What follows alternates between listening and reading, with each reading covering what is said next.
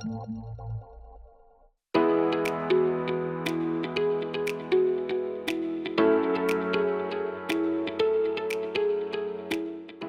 you don't know all of these panelists, you don't know how lucky you are to kind of have them all in one place and accessible on this call. We have, I would argue, one of the top CEOs, executives in the country, and we have one of the top investors, and we have one of the top legal minds and advisors. So, in terms of the quality of hard-won, kind of hands-on experience, it's really tough to beat the three of the folks on this call. So, thank you to the three of you. And let's get into it. And I know the topic is how not to scale. I guess there were too many seminars on how to scale, so we needed to do something totally different. So I will do my best to try and remember the negative phrasing of how not to scale. It reminds me of Jeopardy, where you have to give your answer in the form of a question. I'll try and keep that in mind, but if I slip up, I apologize. I think you'll get it. Okay, let's get right into it. So let's start with a little bit of foundation and framing here. So we all hear this word so much. We all hear scaling, scaling, scaling. BC Tech obviously does a great job in some of its scaling support programs. But maybe, Christy, I could start with you. How do you, as someone running a large organization, how do you personally define scale? Yeah, no, it's a great place to start. I think that people often think scale is about unique growth, like just getting bigger means you're scaling. My definition is probably a slightly different. I think it has to be consistent. It has to be replicable. You're building muscle memory, right? When you're starting tiny, and I've done tiny businesses and really, really large businesses, so it's going to mean different things at different stages. But I think that, when something hurts a little bit less, that's a good indication that it's starting to become replicable, right? And you start to build the processes and the muscle memory that you can do more than one thing at a time, and then more than 10 things at a time, and then more than 10,000 things at a time. And so, that's what you're trying to build, is the platform for growth. That's great. And Angela, maybe I could sort of pivot to you and ask you, given that you're an early stage investor, and I'll let you talk about maybe exactly where version one focuses, but just kind of curious from your point of view, is scale at any cost at any time important? Is it a valuable thing to be kind of scale obsessed from initial inception? Day one? Yeah. No, I mean, yes and no. I think, at version one, we invest super early, pre-seed, seed. So the first step is actually thinking about product market fit with your MVP. And oftentimes you probably have even heard this through kind of YC or Paul Graham mantra, do things that don't scale, so that you can build what Christy says about the replicable or the muscle memory for the future, right? So I think, I wouldn't think about it at the earliest stages. I would focus on product market fit and being able to answer the question, if I know that things are working, do I know why it's working? Because if you're going to think about scale and putting kind of what I would call fuel to the fire, or more money into the company to acquire more customers or to build more product, you have to know what's working first. Otherwise, you're just throwing money into a hole and hoping that it'll click. But to Christy's point, scale is about muscle memory, replicable, whether it's sales, customer acquisition, and all that stuff. And sometimes at the very early stage, not sometimes, all the time in the earliest stages, you're going to have to figure out what works in the most non-scalable way. You're going to try a lot of things, throw a lot of darts on the board, until something does stick. One of the things that people obsess about in later stage companies as they grow is, cost to serve or cost to acquire customers. But one of the things I've heard, you mentioned Paul Graham, is, being super obsessed in the earliest stages. Again, this is kind of your bailiwick with speaking to customers, which doesn't really scale, like speaking to them at length, really just doing product discovery and customer discovery. Can you talk about that a little bit in some of the successful portfolio companies you've seen, and kind of that customer obsession at the earliest stages? Yeah, I can think about a bunch of you probably know Ada, Ada Support Actually, we were joking before we caught on that like I'm drinking out of an Ada mug today. So this is something that you can do when you scale is send expensive swag to your investors. But you know, when I think about the earliest days, when we invested in Ada, they were actually going through a pivot from a social network to customer support. And they knew that customer support was something that they wanted to solve because when they were building their other company, this was a huge pain point and cost a lot of time, right? And time is money. But they just didn't know what the product would look like and be. So they were based in Toronto. So they went to all these like bigger companies, the Wattpats of the world, Top Hat at the time. This was in 2016. And they talking about things that don't scale, they were like, let us just sit on your customer support team and just answer tickets all day and see what the workflow is like for you so that we can build the right product. And so that was what customer discovery looked like. It was just the two founders, and they were literally the cheapest customer support folks that these companies could afford, right? Because they were not paying anything. It was just customer discovery. But from there, that informed exactly how they were going to build their product. So perfect example of going from things that don't scale, actually literally answering support tickets manually for another company to now completely automating that process where they are at today. I would just add to what Angela's saying, because I'm a huge believer in what she's describing. I think that a big place where I see companies go off the rails as they grow is they stop doing that, right? Or that the conversation stays focused on sort of what you're doing and what your product is instead of what their problem is, right? And I think that a lot of times folks fall in love with their own tech and they want to come in to talk to a customer and talk about, here's all the cool things I can do, as opposed to having the conversation about here, what are all of your unsolved problems?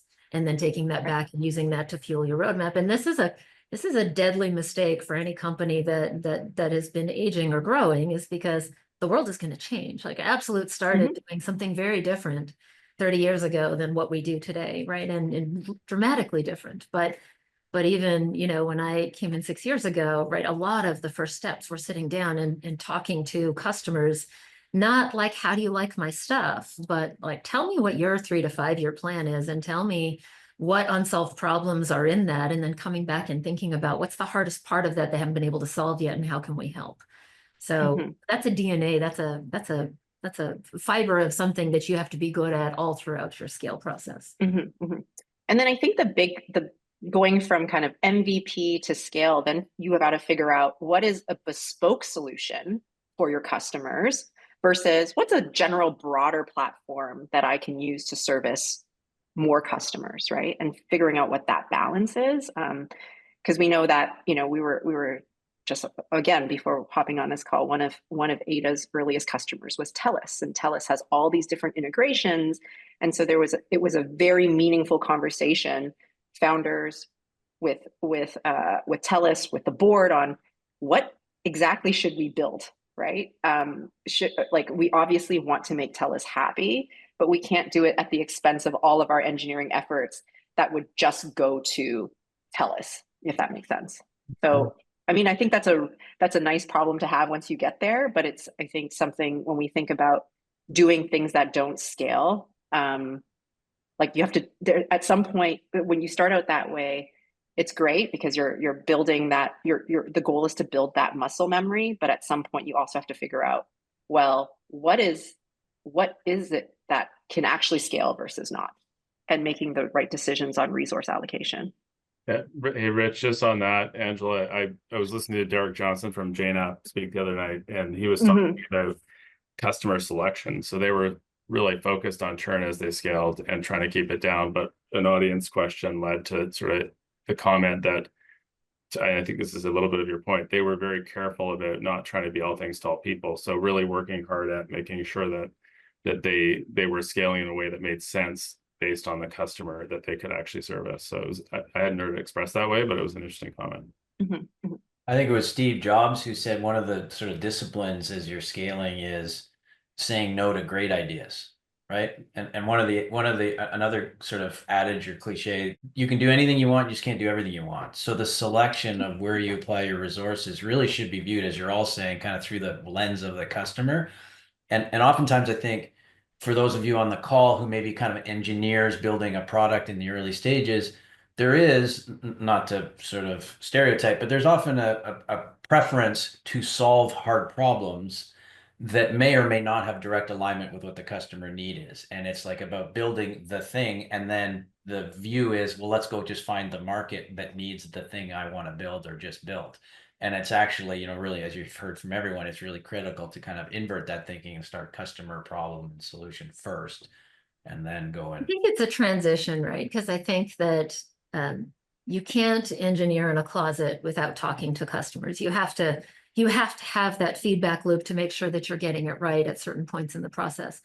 But, we acquire a number of companies, and I would say, this is often the first piece of cleanup, is that, they painted themselves into a corner because every large customer came and said, I like what you're doing, but I need these 5 things. And then the next customer comes, I like what you're doing, but I need these 3 things.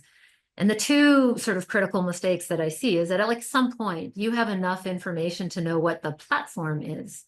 And you have to sort of mature into a release model where you are consolidating that and actually engineering it in a way where more than one person's going to be able to use it. And so that might mean that you say to a customer, that is an integration that, we could do through services, but it's not going to come through the product, right? I have to go do this differently, or that's not going to be the first thing I tackle because it's only sort of unique to you. And that's a really uncomfortable place, especially for young companies and founder-led companies, is because it's very non-intuitive to say no to a customer, right? But any customer of scale, right, is going to understand that as your platform matures and as your product matures, that maturity is going to benefit them, right? They don't want a bunch of bespoke code that's hacked together just for them. They are going to want something that is consistent and replicable and has some level of maturity about it. So it is a bit of a mixed message, right? You need that direct feedback loop, but part of maturing is making sure that you're taking it in pace. I'm wondering if we could just build on that for a second. Justin, we're going to bring you more into the conversation in 1 second. I just maybe back to Christy and Angela. So we've talked about kind of at the earliest stages, that kind of customer discovery and focus, obsession, whatever you want to call it. We've talked about some of the maybe big levers that you push or pull as you kind of progress. Maybe to flip it back to the things not to do. So think about maybe from your own careers, portfolio companies, what are 1 or 2 big lessons you would sort of draw out as companies are accelerating into that real scale trajectory that, if you could go back in time, you would, or if you could impart it to the audience here, what would you say 1 or 2 key things not to do? Maybe Christy, do you want to start? I'm happy to start. I think the easiest mistake to make is the wrong people. And I know that sounds like an oversimplification, but I think that I've seen a lot of young companies get confused. When they think about scale, they think, I got to go hire somebody from a company much bigger than mine that does something like what I do, and they're going to bring all of those best practices back to my platform. And where that can often go horribly wrong is, I call it the where are the people. Right. When I was, first time CEO and brought in some guy from Oracle to help run a sales organization. And absolutely, he understood how to talk to my enterprise customers and drive 7-figure deals. That part was great. But he was used to having an army of people that did the work, right? And there's a lot of hustle in early stage companies. There's a lot of like, you are the people, right? Like, where are my people? No, you are the people. Like, you're going to like write the pitch and give the pitch and be the product, like you're going to do all of the things. And that's going to last for quite a long period of time. And so finding the right skill set for where you want to be when you grow up is important, but finding those unique individuals that have that knowledge and that DNA, that are also a culture fit, that are also scrappy enough to adjust to where you are today, is actually really, really hard. I see a lot of organizations go horribly wrong, right? Where they brought in somebody too early, and both sides end up frustrated, right? That executive or that engineer or wherever that salesperson, I like to ask the team, are they a converter or are they a hunter? Because if you're sitting in a Salesforce or you're sitting in CrowdStrike, you have this steady deal flow coming to you and you're good at convert. Like if you're going and talking to customers about something they've never heard before, like that's a different skill set, right? That's Mhm. a different kind of hunter. And so that getting all three criteria, not just the technical skill set, but the DNA match and that kind of hungry, humble, smart match is kind of a critical part of bringing in the right team around you.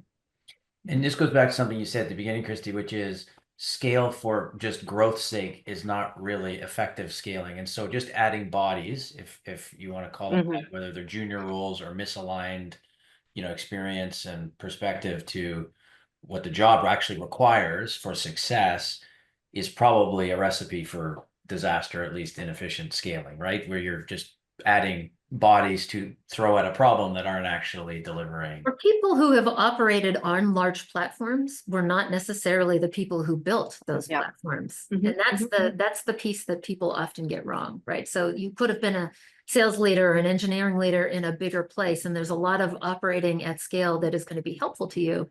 But if they weren't the people who helped build those systems, tools, processes for scale, what they're going to bring is frustration that they don't exist. They're not necessarily, you have to have that builder mentality that says, I have a passion for building things. I want to put my fingerprints all over this business and be known as the person who built it. In addition to knowing what it looks like when it's all grown up. And I think that's a difficult thing to scale for. And I've done this in Silicon Valley, and I've also, worked with a Canadian company, and I would say it's actually harder for Canadian companies would be my takeaway after my time there, because I think you don't have as broad a pool to sort of be hunting from, right? And so finding that match was much more difficult. I don't think I have, to be honest, much to add to what Christy had to say. I think we always have to remember that a company is made up of people and not just the product. And I think what we don't see enough is founders pushing themselves to one up themselves and their team. I think, Christy had said this in a different way, but you're only as good as your weakest performer. And not only that, what makes me nervous, especially I think around some of our Canadian companies, is like this kind of big fish in a small pond problem, where you grow really quickly in a small ecosystem and you're celebrated for being amazing, but you're still in a small pond, right? And so I think for us, one of the things that I constantly push our founders is trying to learn what excellence looks like, whether it's excellence in sales, whether it's excellence in product, whether it's excellence in leadership, etc. Because again, you're only as good as your weakest performer.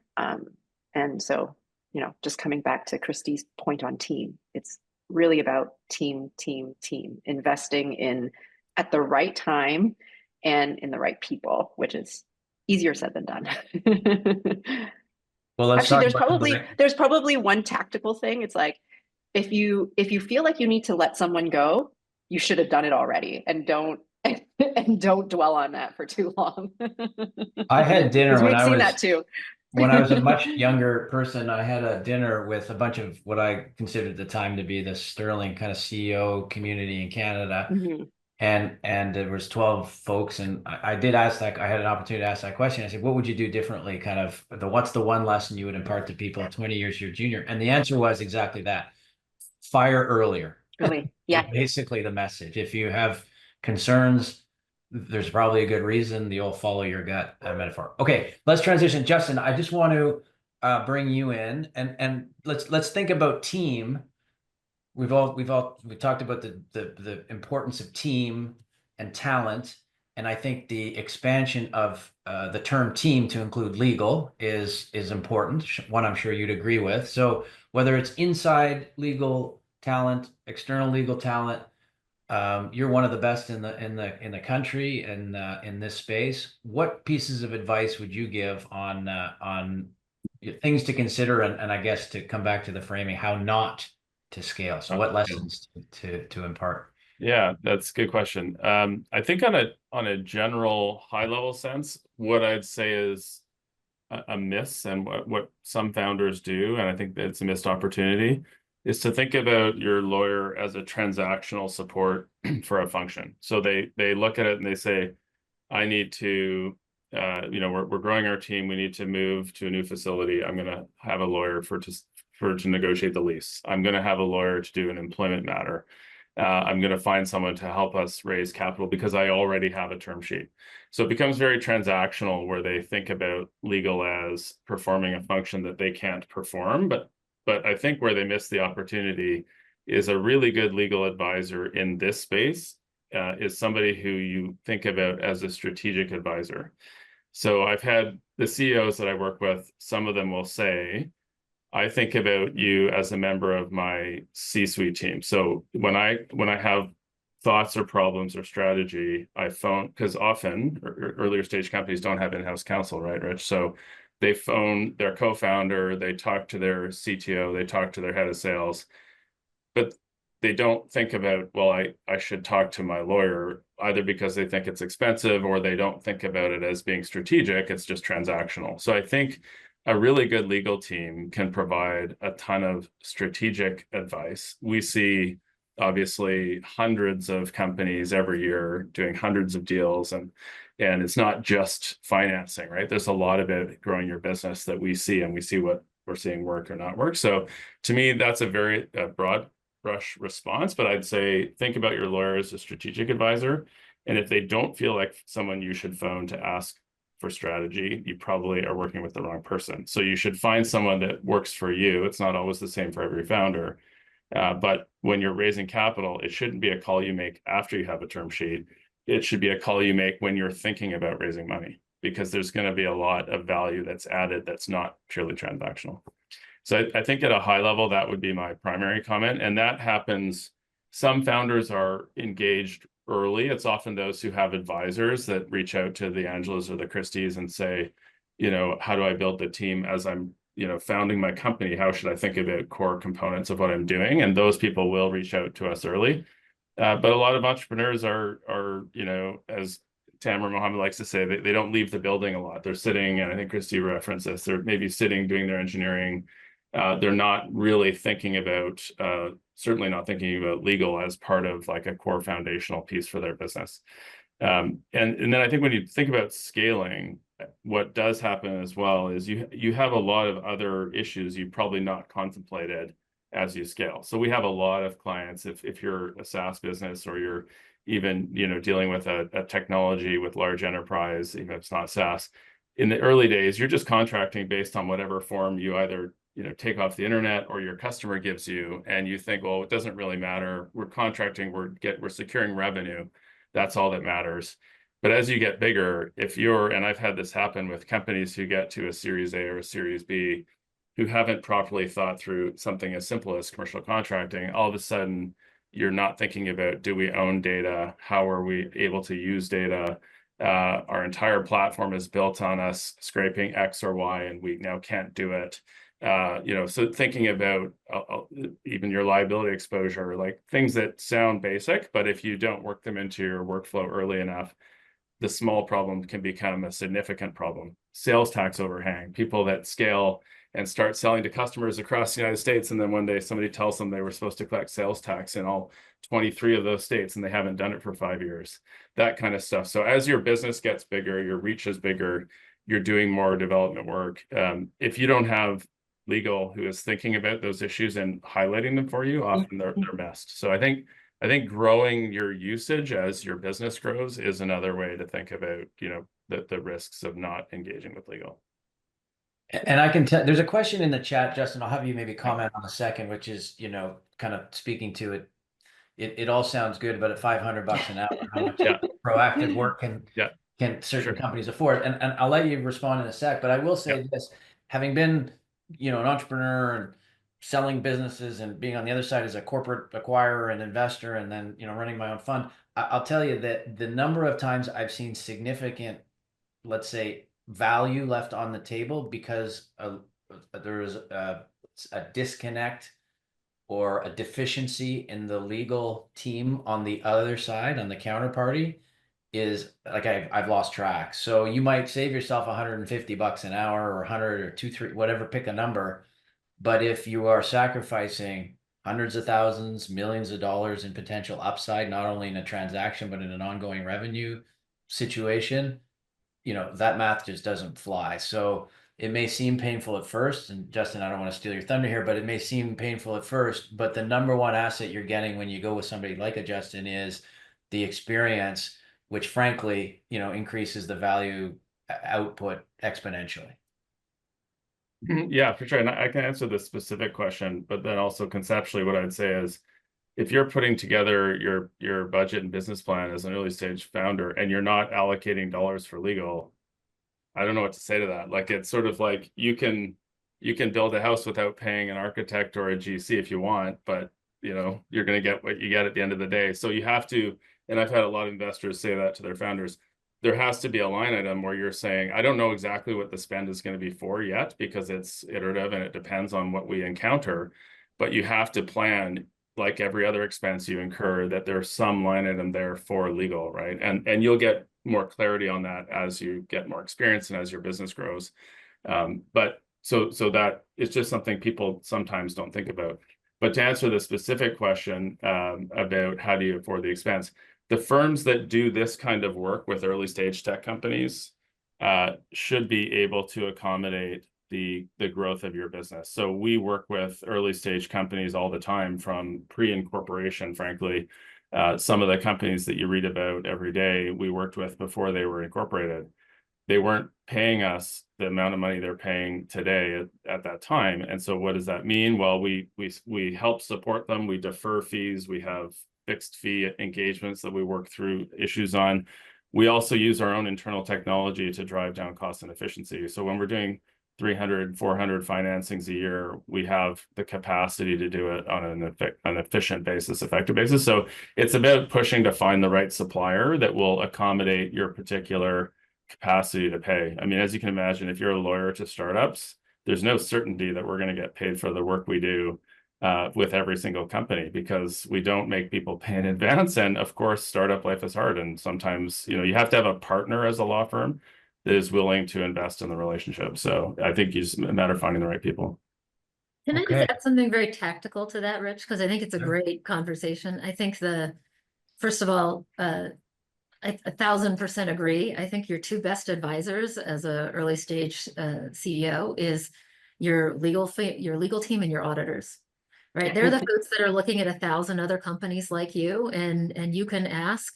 And I think a lot of earlier stage CEOs don't realize the resources they have in those relationships. You can say, you're trying to decide a policy for your business. You can say, tell me what a bunch of other companies that look like me are sort of doing, and it's a good gauge for figuring out where the middle of the road is. The second thing I would say is that, in my earlier stage partnerships, I would say, often the venture capitalists or the investors actually have the relationships with those law firms and can guide you to who they like to work with across their portfolio, especially, down in the Valley. There's a fair number, they build a relationship with a firm and a portfolio, they can sort of help bridge that.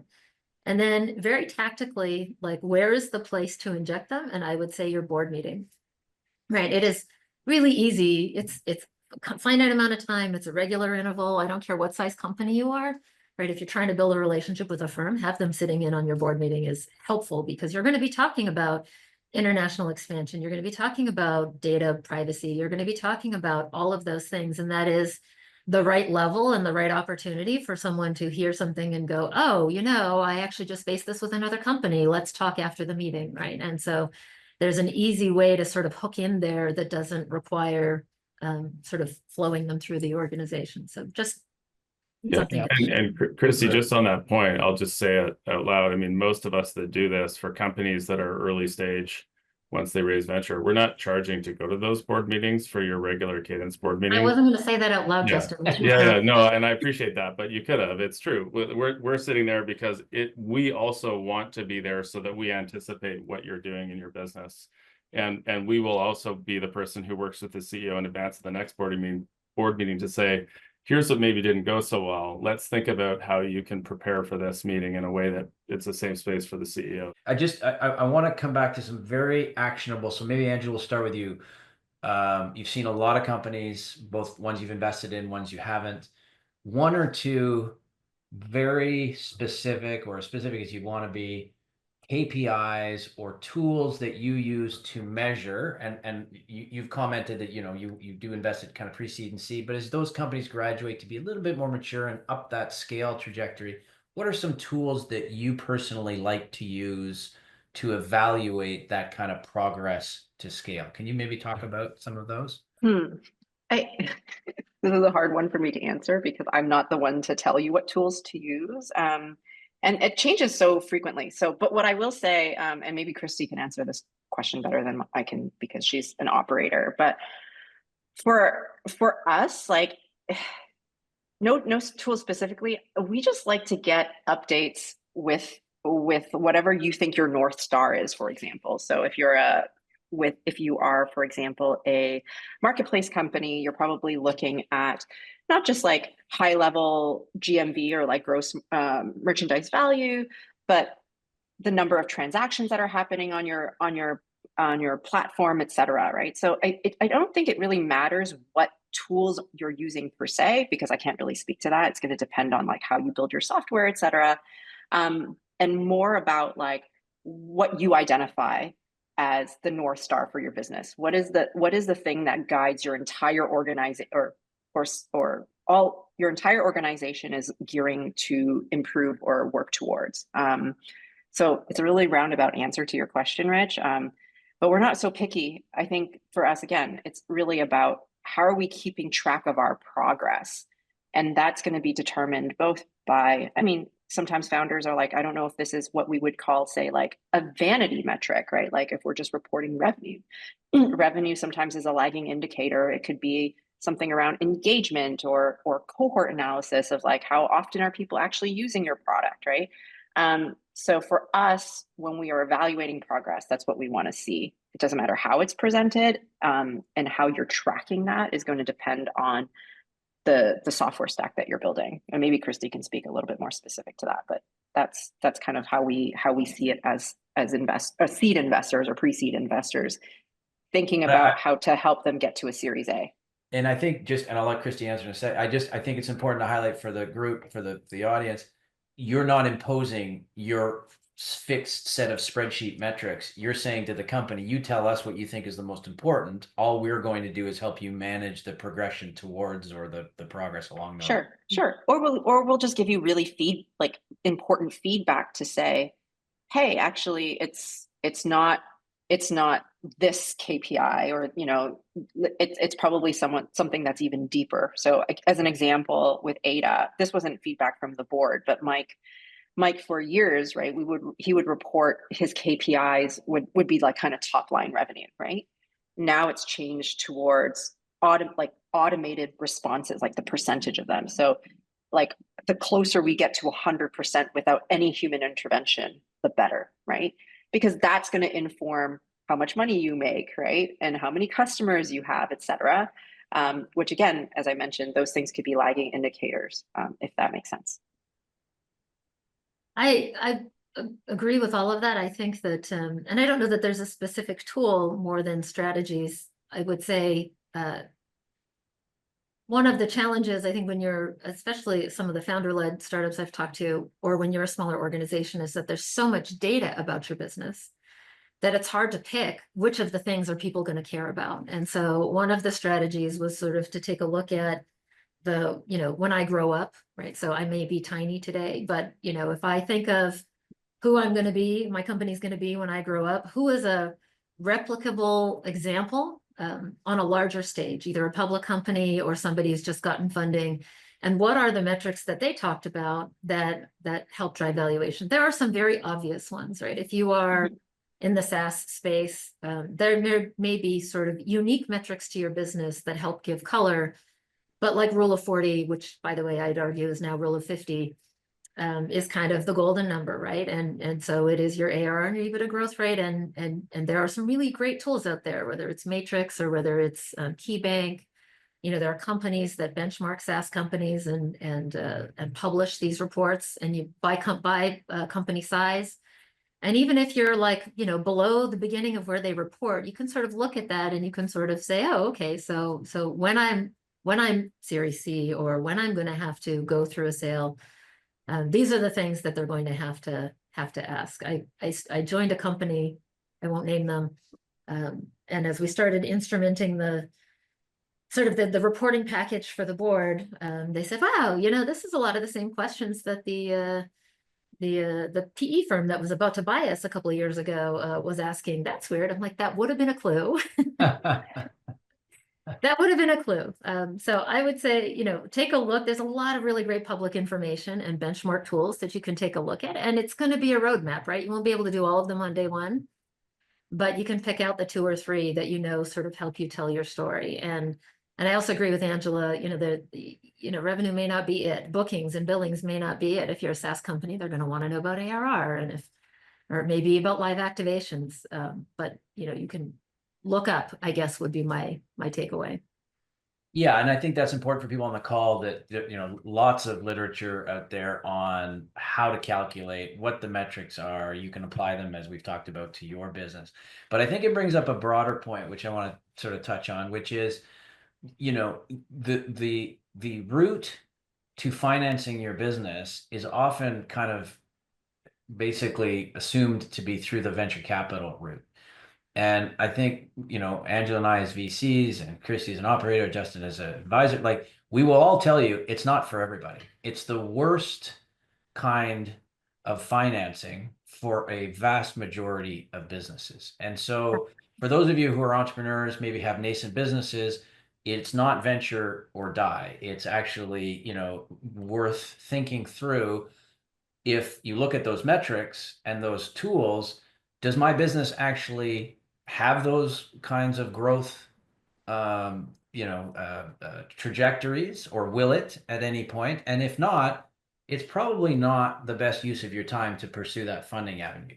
For those of you who are committed to it, who think you have the underlying kind of trajectory in your business and it is venture or die, then let's talk about that for a little bit, because obviously everybody wants to understand what's involved in successful fundraising initiatives. So maybe I could just go real rapid fire. One must do, or I guess one must not do, as you're fundraising.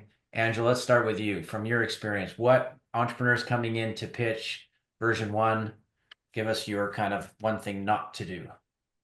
To not just focus on the numbers. And it's funny because we just talked about KPIs, but I think founders often underestimate how irrational investors can be, and that we make decisions also based on how we feel and not just on numbers themselves. So for me, I like to, and for many, like especially as you go later stage, some of these investors make only 3-4 investments a year. So they want to resonate with your story, your ability to tell that story, have chemistry with you, have chemistry with the business, and be able to ask we need to ask ourselves the question, would we work for this founder? And if the answer is yes, then that's great. But again, it's not just looking at numbers. It's, we are human beings. So we also care about the story and the people and business. Justin? I would say for early stage, and I include in that like seed, but also even Series A, don't over optimize your cap table valuation and control factors. I think, it's not 2021. So if you want to raise capital and you think you're going to have super voting shares and you want to start with a 20 million pre-money in your pre-product, go for it. But do you want to have capital to survive the next year or not? So I think people tend to over optimize. So that would be my number 1. Christy? I would say make it easy for folks to look at your business and save your time for the thing that is truly unique about you. And by that, I mean, like you certainly, you might have a very small moment of time to tell your story. So we were just talking about KPIs, like conform as much as you can to something that they're familiar with. Angela said investors are, I don't remember the word you just used. Irrational. Irrational? I was going to say unenergetic, which is maybe a nicer way of saying sometimes lazy. They're really busy. They see a lot of stuff coming through. So you need them to get through the easy stuff. Like you don't want every page to have a lot of explanation. Save the time where you're actually going to tell your story on the thing that makes you unique and great.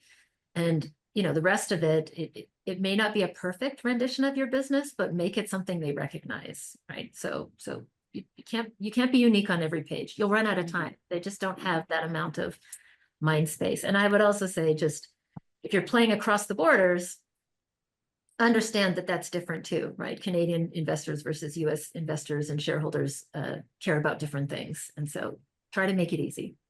We're going to come back to that, and I know we're coming up to the hour here, but I just, maybe if I could top up what all the great answers you've given. My experience with especially first-time entrepreneurs whether that's at a cocktail party or at a pitch meeting, there's a tendency to want to tell you everything they know. And as an investor that sees several thousand businesses a year, you kind of think in shorthand. So you're kind of like, yeah, get to the point. I get that. And it's not to say you're trying to solve our attention deficit issue, but the challenge that you have is to actually get the investor asking you questions. If they're quiet and all they're doing is listening, probably means you've lost the room. So you want to be telling them just enough, and the art of storytelling, just enough to get them to say, okay, well, tell me more about that. Tell me more about that. It's never a productive meeting, at least in my experience, if you do 90% of the talking. So I'll leave that there. That was great. Last question, I think, and Erica, I'm going to aim to finish us at 11:55 to give maybe a minute or two of questions and then let you wrap up. So we've talked about the US and Canada, or alluded to it. We've talked about the rule of 40. And if folks don't know what that is, please, by all means, look it up. It's sometimes interchangeable with the rule of X, which kind of has a higher preponderance on growth rate versus profitability. But basically, the principle is you can grow really fast and unprofitably. If you want to think about a simple sort of binary model, you can grow really fast and unprofitably, or you can grow really slow and more profitably. People have, I think it's fair to say, in the investment community, vacillated between both. And people have very firm theories on which is better to ultimately scale a business. So the question to all three of you is, what are your thoughts on where companies should be? And I know it's complicated because it may depend on the business, but your thoughts on that. And then maybe to tie in the geopolitical, do you see a difference between Canadian and the US? Both Christy and Angela are in the US. Do you see a difference between Canadian companies and US companies in that regard? And would you give them advice on ways to address whatever differences you might see? Hopefully that question makes sense. Angela, do you want to kick us off? Sure. I don't know. It's such a loaded question. Where do I even begin? Ultimately, I think, and this is probably not like we always talk about wanting to be in control of your own destiny as a founder, right? And I think the idea of like scaling and throwing a lot of money in, scale at no cost, et cetera, a lot of that is a function of the market as well, right? So we have portfolio companies that are in hot areas that can raise a lot of money and then can and do a lot with it. And then you have other companies that don't, right? And this is a part, it's mostly less about geography per se, but just like what area is hot. So I don't even know where I was going with this question, but I think for us, like, I think what's important to think about when you're growing, again, is just going back to the very, very early first thing that Christy said is like, I always like to think about like, are we building something that's sustainable and scalable over time, right? And just because you're not profitable from day one doesn't mean that the aspiration won't be there. If you are going to be a public company, if you're going to sell or merge with a bigger company, you're going to have to build a good business ultimately. And so you can't bleed from all corners. There is some fiscal responsibility that we have to consider, right? So I don't know if that addresses the overall question, but I would say important to think about sustainability and not grow and not scale at all costs, if that makes sense. And that's independent, and a lot of that is going to be like, I think venture dollars are going to come based on like how hot the market is for whatever area you are in. But it's easy to get caught up in the hype when you're in an exciting area.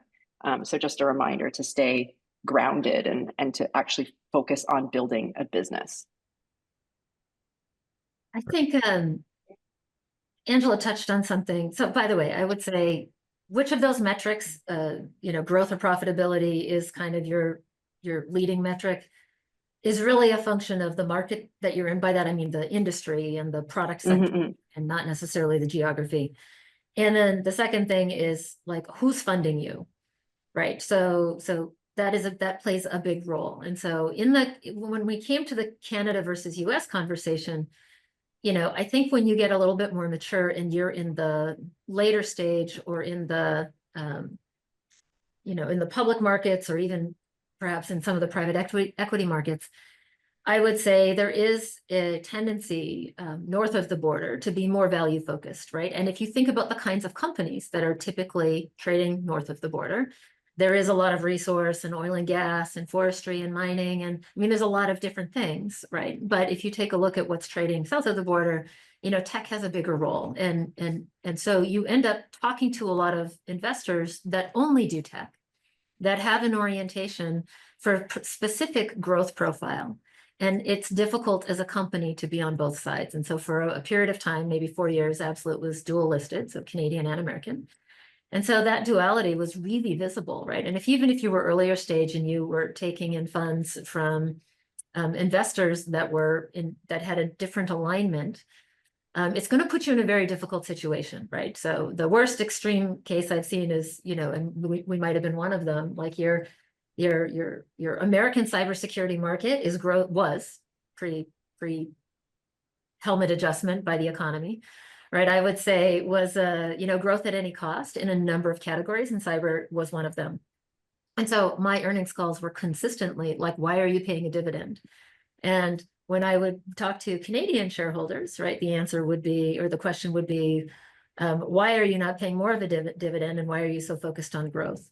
And so in the smaller version of that, right, you just want to make sure that when you're choosing your partners for growth, that you understand what phase of the market you're in. If you're in AI right now, it is a land grab, and there is an argument that says growth at any cost is really critical because you're grabbing market share before the market locks up, and there are industries that go through that cycle. If you're in a more mature and you're coming in as a disruptor, investors may not have that same mindset, right? They may not have that same patience. And so it's about understanding where in that hype cycle you are for your particular product and who's funding your growth strategy, and are you aligned on how long that's going to take and how much of that will be self-funded and how much money you'll have to take along the way. Like, these are big conversations. You need to make sure that you're aligned so you don't find yourself, with one foot on the boat and one foot on the dock. Everybody's talked about the importance of team, getting the right people. I think BC Tech has done a heck of a job getting the right people on this call. So thank you to the 3 panelists. That was excellent.